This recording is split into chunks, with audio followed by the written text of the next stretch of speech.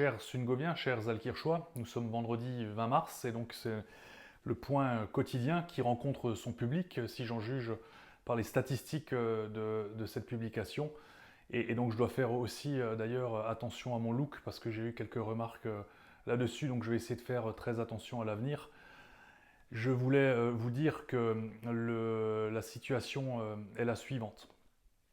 L'élan de solidarité s'organise pour le mode de garde des enfants du personnel soignant. Et nous sommes à présent opérationnels à partir de ce lundi pour assurer cette garde 7 jours sur 7, je dis bien 7 jours sur 7, le samedi et le dimanche, avec des enseignants volontaires, et je les en remercie, et avec des bénévoles. Alors on a un certain nombre de bénévoles qui se sont manifestés, et je les en remercie aussi. On ne peut pas tous les mobiliser tout de suite, mais c'est important qu'ils soient là, parce que nous aurons à les mobiliser dans les semaines qui viennent, sachant qu'à mon avis, la période de confinement va durer au moins 4 semaines, si ce n'est 6 semaines. Je ne suis pas expert, je n'en sais rien en réalité, et votre avis est tout aussi important que le mien, mais je pense qu'il faut qu'on se prépare tous ensemble psychologiquement à ce que cette période un peu bizarre de confinement dure relativement longtemps, et au moins 1 mois et demi. Alors pendant cette période un petit peu bizarre, bien sûr on peut faire de l'activité physique, mais simplement à ce sujet, je rappelle qu'il faut que ça se passe à proximité du domicile.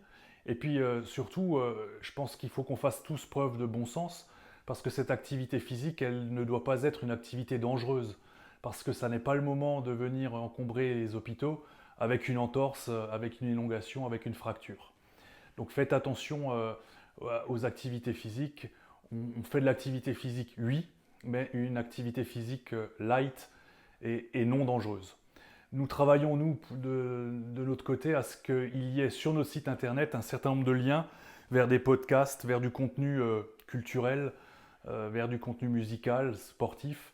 C'est peut-être le moment donc de mettre ce temps à profit pour nous cultiver et finalement faire en sorte qu'on soit une meilleure personne à la fin de cette période de confinement qu'on ne l'était au début de cette période.